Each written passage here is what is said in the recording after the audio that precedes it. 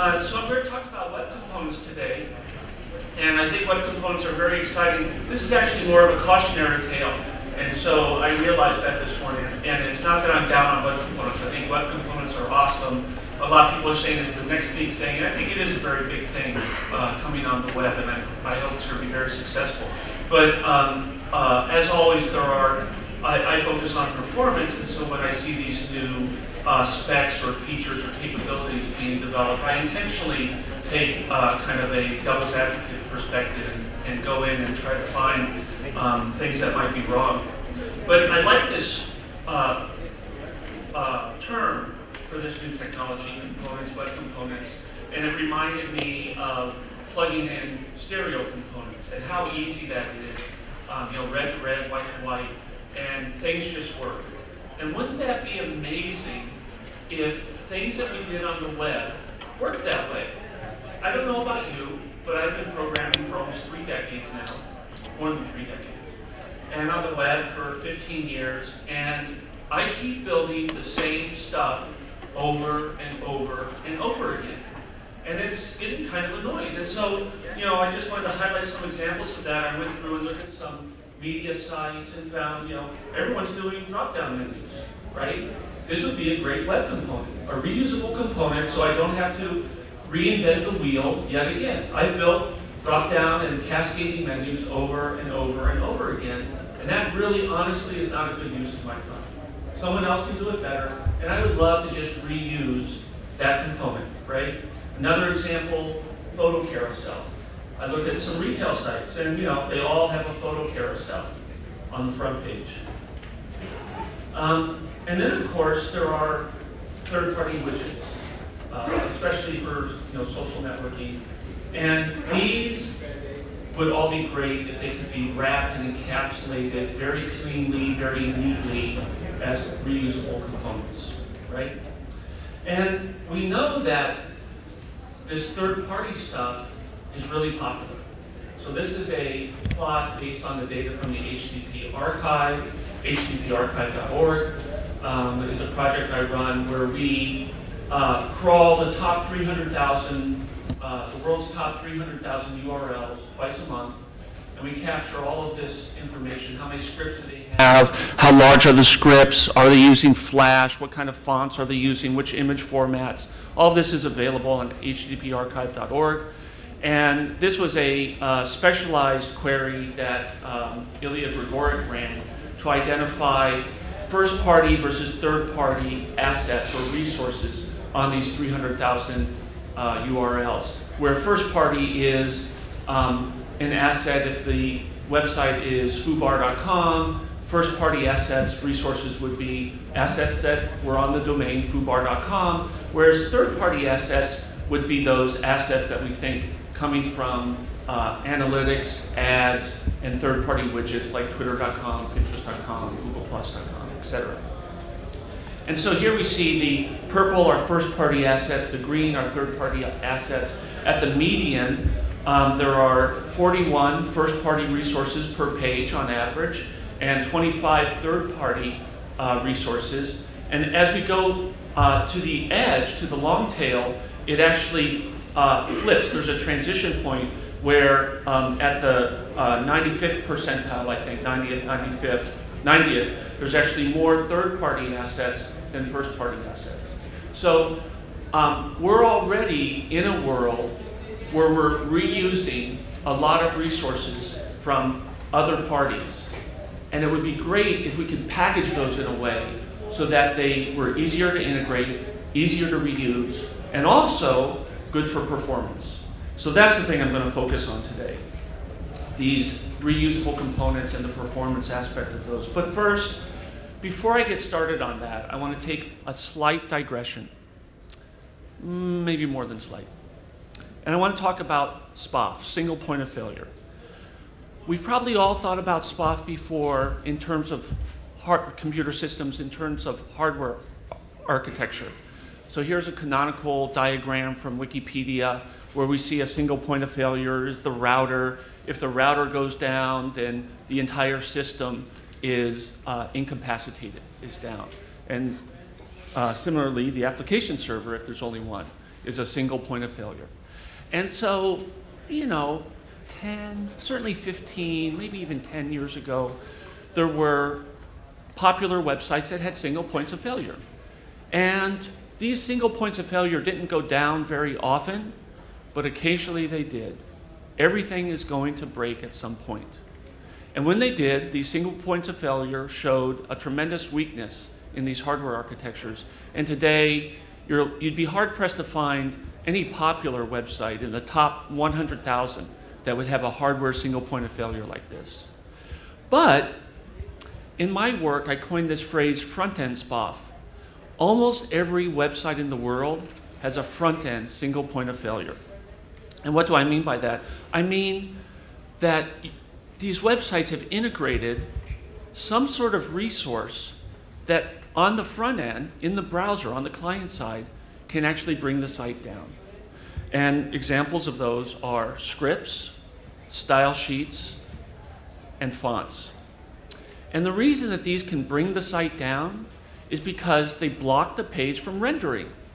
So if they take a very long time to return or never return, the browser, depending on the browser, will wait 20 to 120 seconds before rendering the page, right?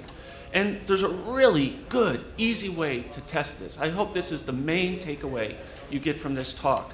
You can use this tool, WebpageTest. How many people use WebpageTest? That's about a third of the room, maybe. That's pretty good, quarter of the room. There's this tab called Spav, right there. How many people have used the Spav tab? Yeah, much less. This is really, really awesome. If you wonder if your website has a front-end single point of failure, you can use this tab. And the way it works is really simple. You might have third-party scripts or style sheets or fonts in your website. Just find those, get the domain name, and plug it into this text box. You can plug in multiple domain names if you want. And what will happen is WebpageTest will load this page in whatever browser you choose. You can choose IE or Chrome or Firefox, mobile browsers. And it will load it, but it will make this, any assets, any resources requested on this domain will never return. And we can see what happens when we do that. Here's some results. For, I think this was CNN.com, I saw that they were loading a resource from cdn.optimizely.com as a script in a blocking fashion. They were loading it synchronously. And I just said, okay, well, suppose that cdn.optimizely.com was down, it was overloaded, it never returned. What would the page look like? Because I don't know if people know, Optimizely is a very cool, they're right down the street here, A/B testing framework. But it's probably not the critical part of CNN.com. If you ask CNN.com, is it worth your site going down to serve Optimizely content correctly? They'd probably say, well, no, not really. And yet the way that they've integrated in this synchronous blocking way means that the site will not render until that Optimizely script returns. And we can see that here. At the top, we see what happens if there's no Spav blocking at all. And in this case, Optimizely.com comes back very quickly, a couple hundred milliseconds or so. And the page renders at 5 seconds, it starts rendering. At 10 seconds, it's done. But in the other case, and I think this is Chrome, nothing renders for 20 seconds. Chrome's timeout for a request is 20 seconds. Other browsers go up to 120 seconds. Chrome's timeout is 20 seconds. It will make a request. It will block all the content on the page if that request is for a script or style sheet. And it will just leave it blank up to 20 seconds, and then it will fail that request and proceed. So here we see that, in fact, CNN.com renders just fine without this Optimizely content. And yet, if that server were down, the user would get a blank white screen for 20 seconds, possibly longer. And to the user, this is almost like a hardware failure, right? We think, oh, this is client-side code, it's JavaScript, CSS stuff. It's not really a failure. If the user is staring at a blank page for 20 seconds, they're going to think it's a failure. They're going to think the site is down, and they're going to move on. They're going to hit reload a few times. It's still going to happen, and they're going to move on.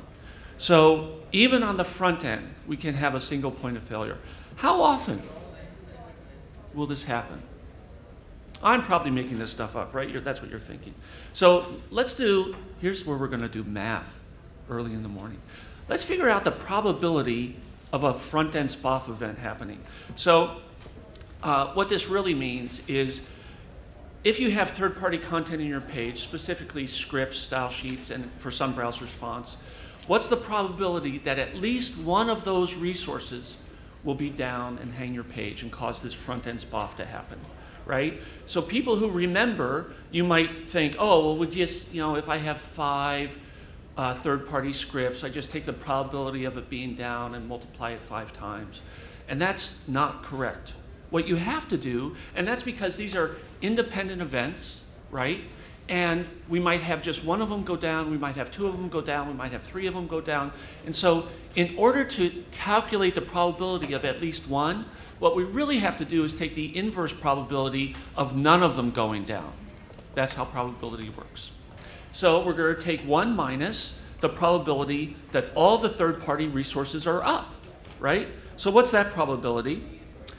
It's 1 minus the probability of any individual third-party resource being up to the power of n, where n is the number of these third-party resources you have on your page, right? So this is a little abstract. Let's make it a little more concrete.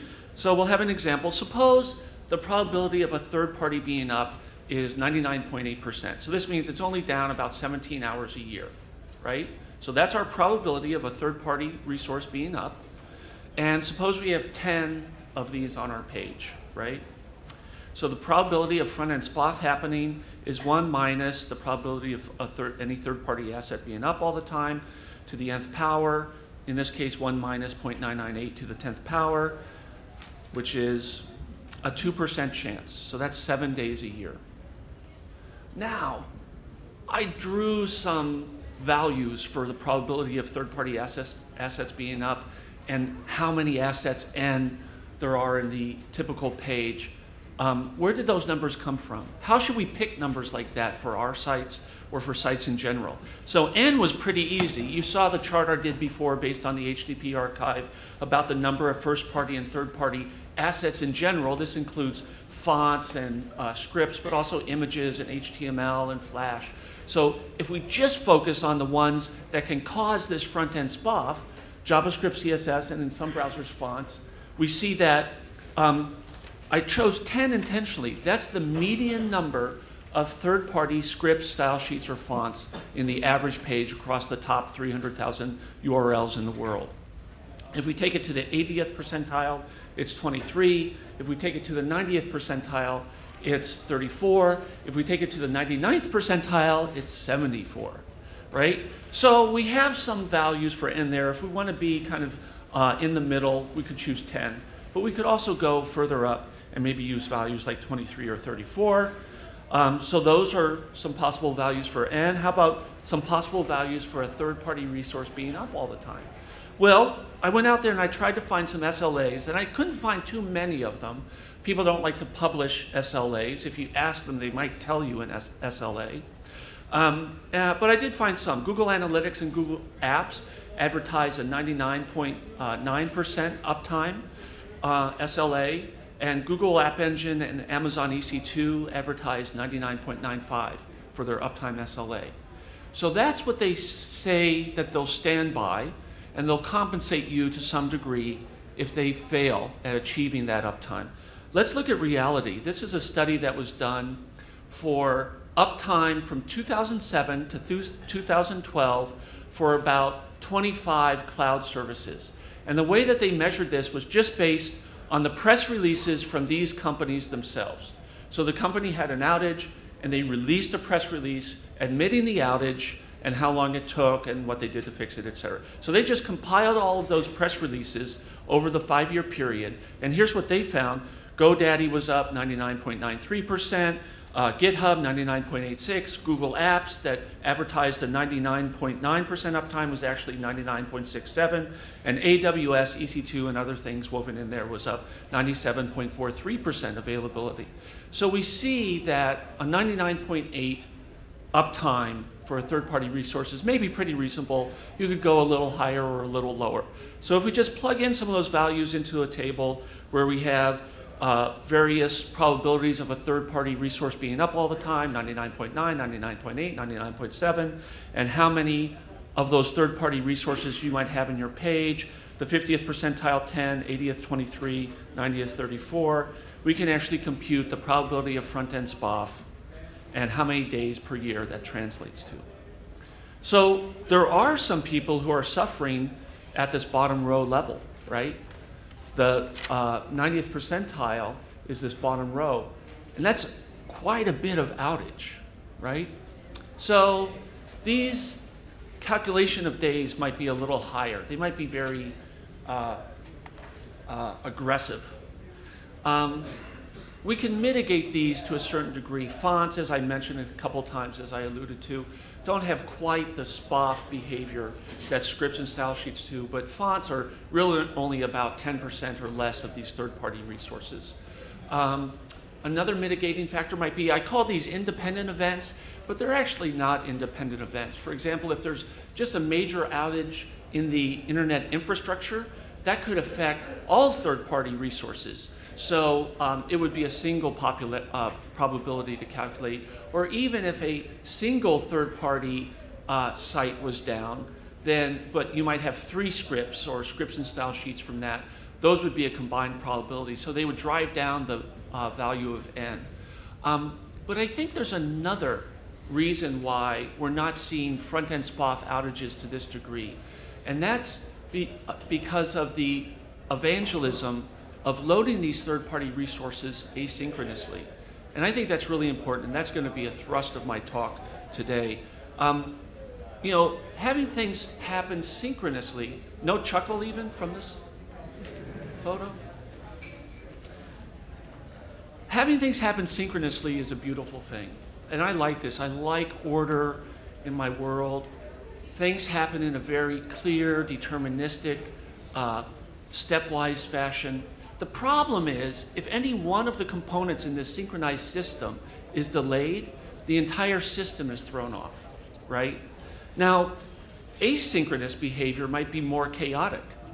Again, more chuckles than that, come on. Give me a little help. Might be a little more chaotic, but things happen much more quickly. It's ready golf. It's go as soon as you're available, as soon as you can execute. That's when we want you to happen. And this is much more flexible when it comes to individual components perhaps having a performance issue, right? So, you know, this is something that I and many other web developers have been advocating for half a decade, and something that's resulted from that evangelism of asynchronous behavior has been patterns to load scripts asynchronously. There are a large number of scripts on the average website today. If we loaded them all synchronously, we would have tremendous performance problems. And so there are various ways to load scripts asynchronously. One of the patterns that's most popular, perhaps because Google Analytics uses it, is this, in JavaScript, this pattern of creating a script object, a script element, dynamically,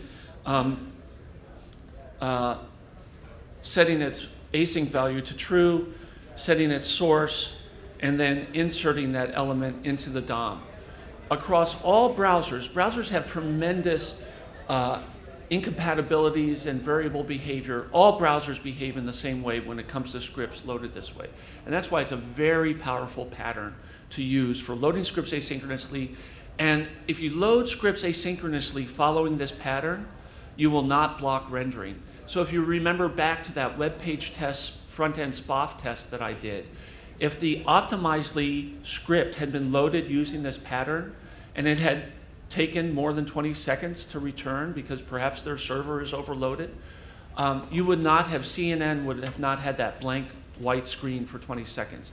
It would have proceeded to render, and then if and when the Optimizely script or whatever async script you're using returned, it would be acted on. And so the asynchronous behavior is maybe a little harder to code, a little harder to wrap your head around, but it's going to result in a much more robust and flexible system when it comes to performance. Okay, so that was the Frontend Spav digression. Let's get back on the road here. I wanted to talk about web components in terms of this Frontend Spav asynchronous behavior. So if you haven't seen it, this is, I think, a really good video to introduce web components from the guys at Google. There's also two more talks about web components today. Rob Dotson, and they're both from Twitter, coincidentally, is going to talk about Polymer, and I'll talk about that in just a second this morning. And Jeremy, also from Twitter, is going to talk about web components this afternoon. So I'm not really going to do like an introduction to web components. I'll talk a little bit about how they work, but I'm going to focus more on the performance attributes of that. But when you watch this video or go to these talks today, it's likely that the speaker is going to highlight the 4 main pillars of web components. And I found this kind of, I don't know how many people here are familiar with web components or are looking for an introduction. I found it kind of hard to wrap my head around it because it was 4 things. I didn't know any of these 4 things, but they're really not that hard once you work on them and separate them and realize it's these 4 technologies, what each one of them is. You can get on board with it, and it's not that difficult. The 4 pillars: HTML templates, shadow DOM, HTML imports, and custom elements. Okay? Today, I'm going to focus on the last 2, HTML imports and custom elements. I'll show some examples.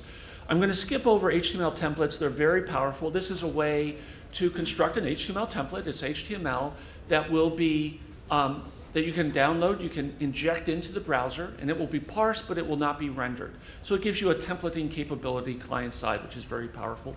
Shadow DOM maybe is a little harder, at least for me, to wrap my head around. It gives you more power when you're building these web components to build more behavior, more encapsulation and scoping, especially for styling. That's an important issue for web components, using the shadow DOM. And I'm not going to talk about that today. I bet Jeremy and Rob will talk more about that in the talks later today. But I wanted to focus on HTML imports and custom elements, and especially on HTML imports. This is really the crux of the performance synchronous and asynchronous issues I'm going to go over. And I think that some people have said, well, you don't have to use HTML imports in order to do web components. You could build a web component that is a custom element using HTML templates and Shadow DOM, or HTML templates by themselves, and all of that is true. You don't have to use HTML imports in order to build a web component. But I think the future success, the reason that people are so excited about web components, is this aspect of the sharing these web components, the reusability of these web components. And that means they're going to be reused from third-party resources. And the way that that's going to happen is going to require an HTTP request, and that's going to be done using HTML imports. So it's totally, totally true that you don't have to use HTML imports in order to have a web component. But I think the future is a majority of web components are going to entail using HTML imports. So that's why I think it's really important to highlight their behavior. So let's first talk really quickly about the support for web components today. All of these 4 pillars are only supported in Chrome today. Last time I checked, that was about a month ago. Firefox is moving forward, Opera moving forward, but I don't think they have all 4 of them working right now. They were working in Chrome 33 and 34. Here, I'll get that. Just hand me your phone. They were working in Chrome. I don't know if they were working before that. I started my testing with 33 and 34, and I know they worked in there. But you had to go into Chrome flags and enable these flags, restart your browser, and then you can run all my examples or other examples, and web components will work. I didn't record any tests in Chrome 35. I'm guessing it probably supported everything. Certainly in Chrome 36 and later, you don't need to turn on any flags. Web components just work the way they are. And then I mentioned Polymer a minute ago. Polymer is a shim that lets you do web components across all browsers. And so I really encourage you to go to that talk later today from Rob and learn more about how Polymer works. And I'll probably be there as well, and I'm interested to hear what he has to say about performance and asynchronous behavior.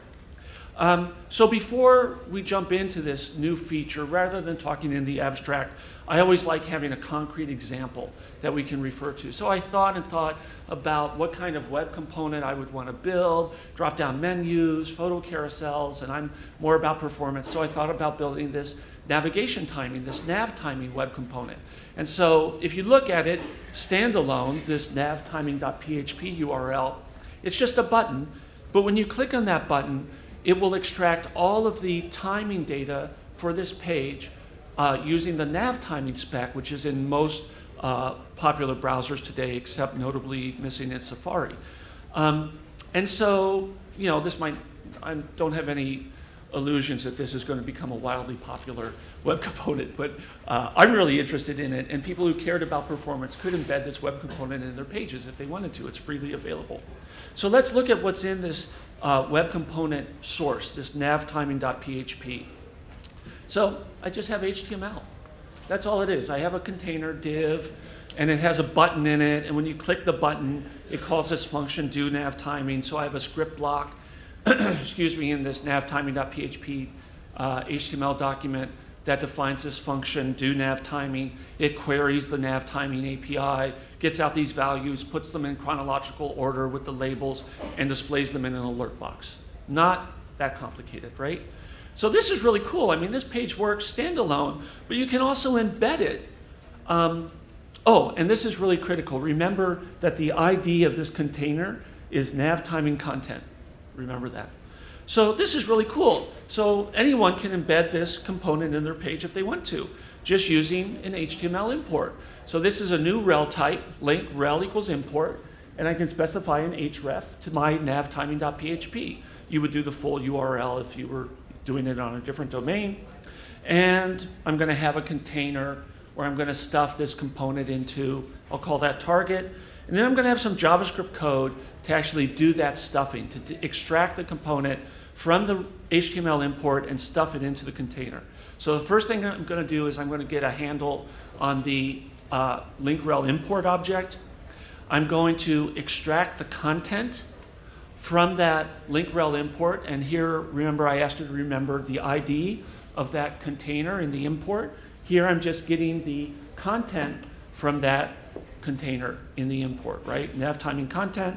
And then I'm going to clone that node, that content node, and inject it into the DOM of my current page. It's not that complicated, right? Pretty straightforward, right? There's some new code. It wasn't familiar to me when I started, but I read a little bit, watched those videos, and it wasn't too hard to get going on this. But the way my mind works, immediately when I saw this HTML, I thought, could there be a race condition here, right? And there certainly is. I'm doing this rel import, which, unless I have the thing cached or in memory, is going to require a network request, which could take a really long time, perhaps not return ever. But then down below, I have this JavaScript code that is not tied to anything else, and it's going to query looking for an element inside that link rel import, that HTML import. And if the import hasn't returned, what's going to happen? Well, you're going to get a null or undefined symbol error, right? So we do have a race condition here. So how is the browser going to help us to avoid this race condition? Well, the answer that was chosen was to block the DOM from being rendered, right? This is not a good thing. This is the blank white screen that we talked about before with scripts and style sheets. So in 33 and 34, when I first started testing this, I thought they had kind of a neat blocking implementation. It would see a link rel import, and it would say, I know if any JavaScript gets executed, there potentially, this is Chrome, there potentially could be a race condition. So it would proceed to parse and the DOM and create DOM elements until it encountered the first subsequent script tag, and then it would block. So that's kind of cool. The downside is the link has to be in the head, and you're probably going to have other script tags in the head. And if everything after those is blocked, well, the body is after the head. So in most cases, the entire page is going to be blocked anyway. But if you knew about this behavior, you could work around it a little bit. It gave you a window of opportunity. Unfortunately, in Chrome 36, they changed that behavior. And they're treating HTML imports, link rel imports, just like link rel style sheet. It's going to block all rendering in the page until that HTML import returns. So we're right back to Frontend Spav behavior again. So that's a little bit about HTML imports. Let's do the same kind of cursory look at custom elements, especially in terms of this Frontend Spav behavior. So custom elements, very similar. I'm going to do a link rel import. This is a slightly different, modified version of NavTiming. We're going to call it NavTiming CE for custom element.php. What's inside that file? I'm going to, so now I don't have any HTML. You could, but I don't. I'm going to do it all with JavaScript.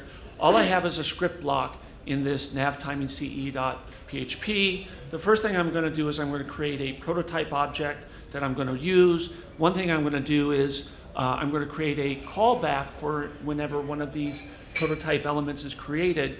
And in that callback, I'm basically going to construct my HTML and stuff it into the custom element. So the HTML is just this button, right? And when you click on the button, it calls this do NavTiming function. I'm going to register this NavTiming custom element tag and associate it with this prototype that I just customized with this callback. And I'm going to define my do NavTiming function. This is really critical when you create a custom element. And you'll see this, but it might not jump out at you. You have to put a hyphen, a dash, somewhere in the tag name of the custom element. And that's important, and I'll explain why in a couple slides. So I've now registered this new custom element, nav-timing. So suppose I'm a page and I want to use this custom element. I'll have the link rel import, and then I'll just use the tag. Wherever I want to insert this button or whatever the custom element is, I just use the tag, open, close, NavTiming. That's it. Really simple. So it's maybe a little more complex in the creation of the custom element, but in the usage of the custom element, it's very, very easy. So I have this page, I do a link rel import for the custom element, and I just have a tag that says NavTiming, open, close, NavTiming. So here is our erase condition. Certainly, again, I'm probably going to have to do a network request. What if it takes a really long time? What if it never returns? What's the browser going to do when it encounters this custom element? What's it supposed to do? So again, the solution chosen by browsers was to block rendering. Today in Chrome 36, it blocks all rendering in the page if there's an HTML import. And if it eventually fails, the browser will proceed, or if it eventually returns, the browser will proceed. But if the link rel import is not loaded and the browser proceeds, it just ignores any of these elements that contain a dash, because there are no native HTML tags that contain a dash. There are maybe a couple exceptions to that, but they're very edge casey. So this is a way, maybe kind of a hack, for browsers to handle more of a failover case for custom elements.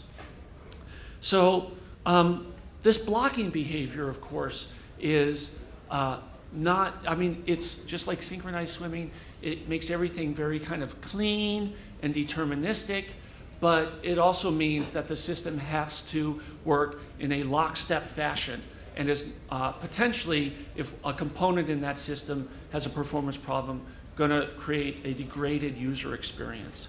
So, just like we had a async loading pattern for scripts, we could have an async loading pattern for HTML imports. Create a link element, set its rel type, set an unload handler, so that in this case I'm just loading navtiming.php. So I'm going to do that thing where I get the link element, I extract the content and stuff it into my page. So that's going to be the link onload handler. I'm going to set the href for the link and insert it in the DOM. So in Chrome 3334, this actually works. The browser, Chrome 3334, will not block rendering. It will proceed. It looks like a promising path forward, although it is kind of a hack to get around this blocking behavior. In Chrome 36, however, they've either intentionally or unintentionally changed that behavior. And now, even if you use this, JavaScript async loading pattern, it will still, the HTML import will still block the page, the entire page from rendering until that HTML import returns. So we're back to a Frontend Spav situation. But even though that behavior was changed, was taken away, a new behavior was added. And that is an async attribute for the link tag. So now you can add this async attribute. And if you're going to load it asynchronously, you're going to need a way when it's done loading to know it's done and do the right thing. So we can add that onload handler right into the markup. And so when this thing is done, it will do the JavaScript code to stuff the content of that HTML import into my page. So, this works pretty well, this async attribute. And, frankly, it's a lot simpler than that other pattern.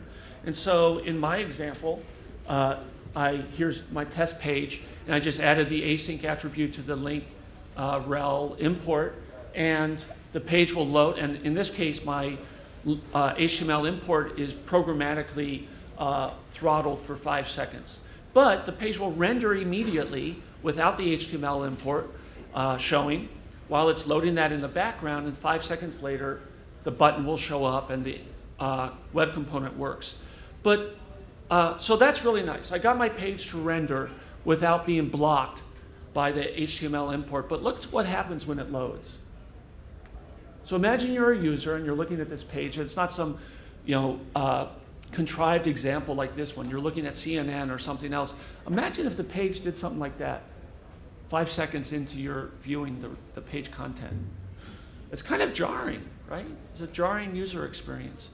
And so in some cases, you might want these web components to load asynchronously in the background, but in other cases, this button, again, a contrived example, but suppose it was the photo carousel that is on those retail sites. It's really the primary design element on the page. You might actually want to block rendering up, not block rendering above that point. You'd like your logo and nav bar to be displayed to the user to give some feedback that the page is being loaded.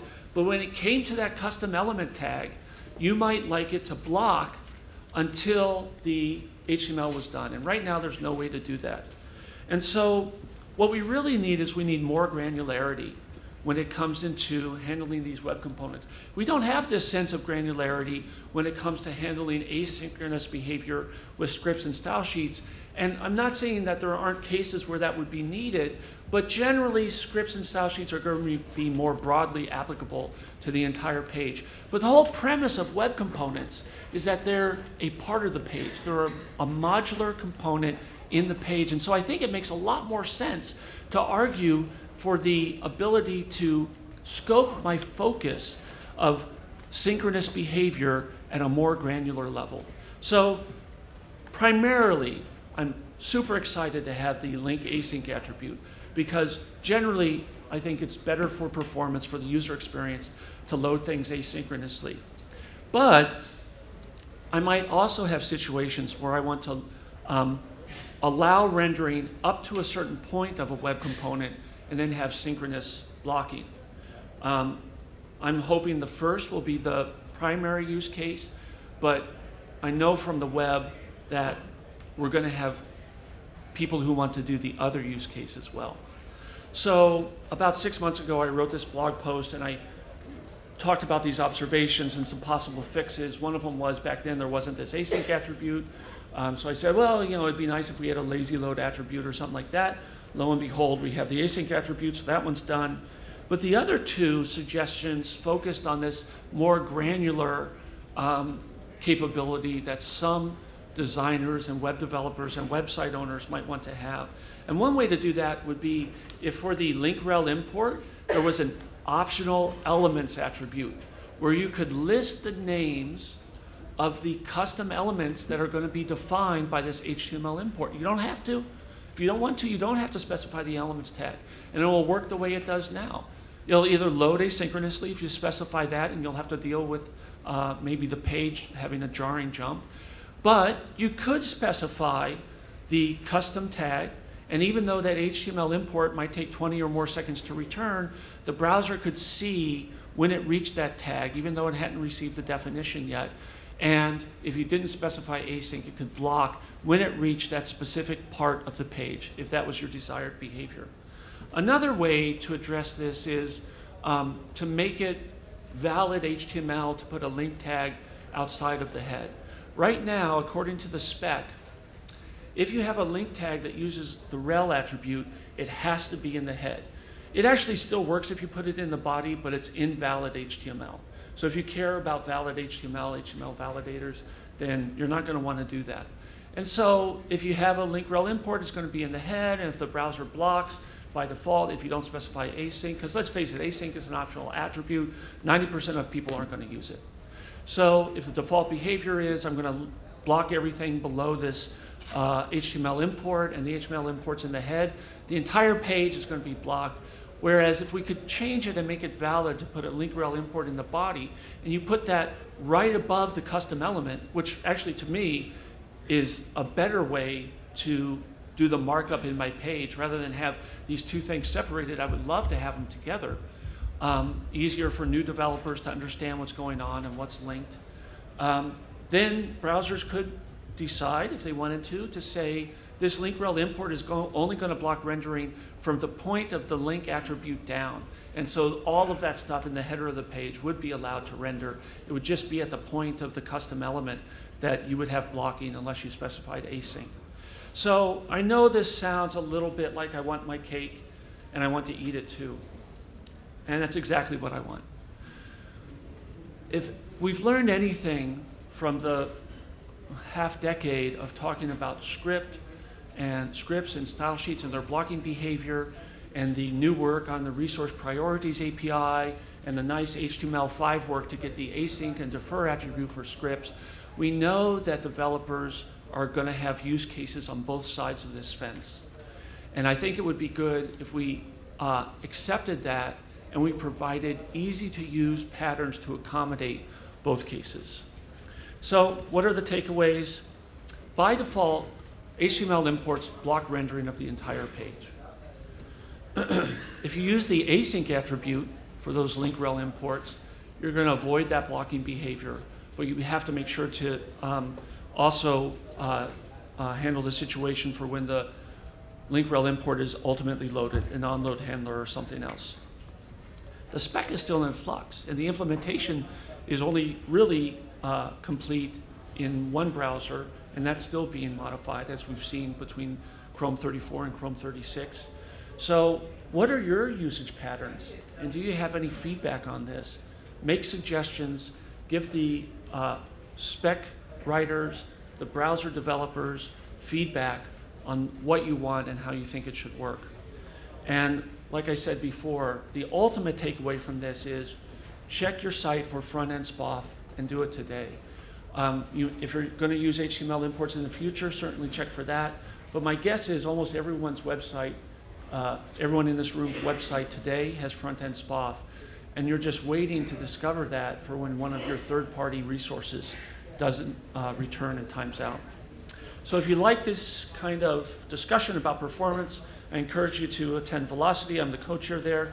We got it happening in Santa Clara next month, and Beijing, New York, and Barcelona in the future. And that's it. Thank you very much.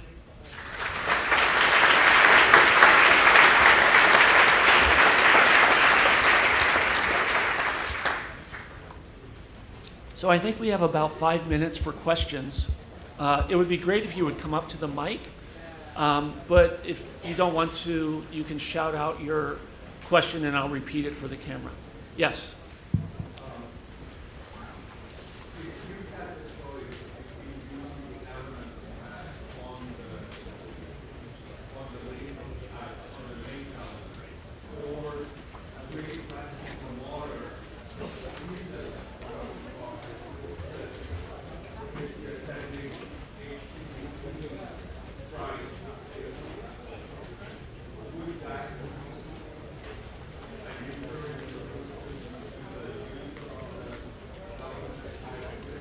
So the question is, an alternative to the elements attribute would be to build components that are very small in number of bytes.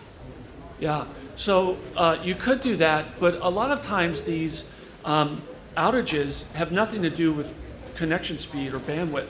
They just have to do with a server being overloaded and requests are sitting in a queue, and it doesn't matter whether that response is 10 bytes or 10,000 bytes.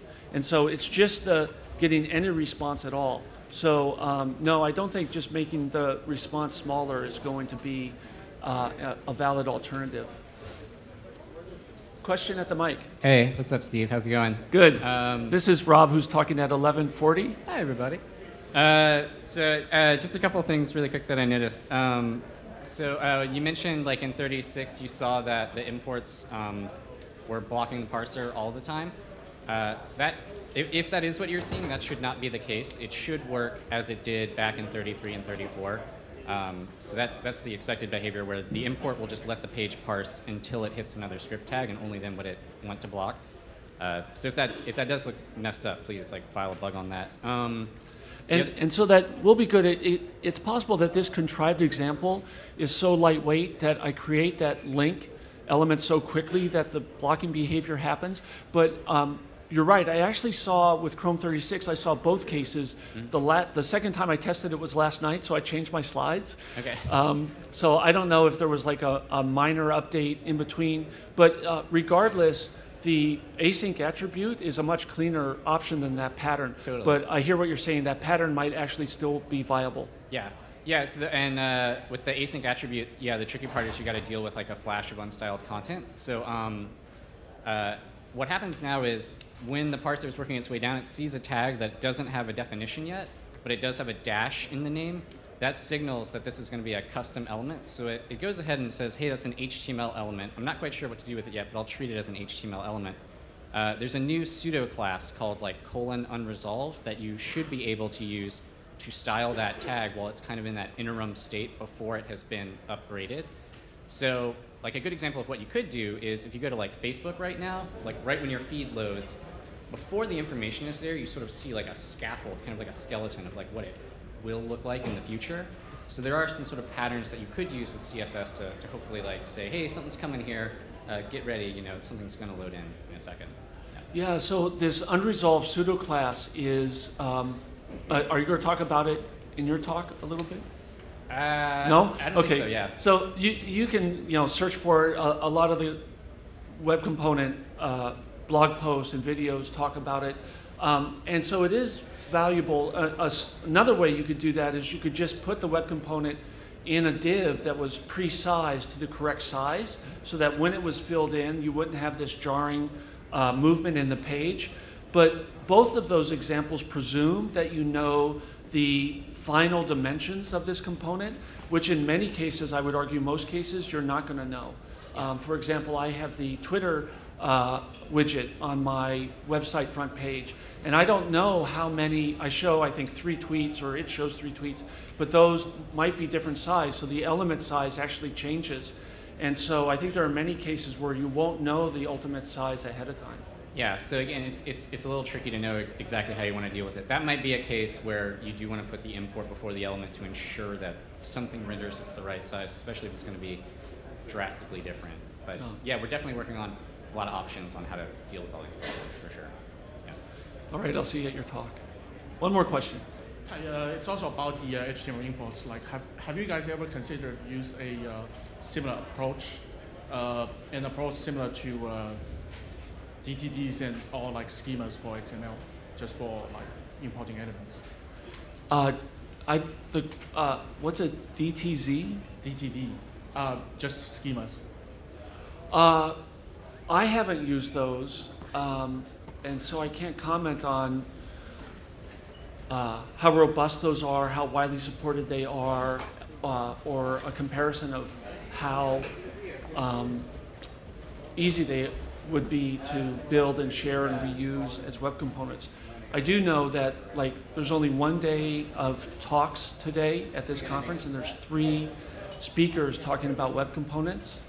And so I think it's going to be a very popular alternative for doing this, kind of component reuse. So I think it'd be worth paying attention to. But no, I don't know about this alternative. Mm-hmm. Okay, if you have more questions, come up and we can talk. And thanks for staying.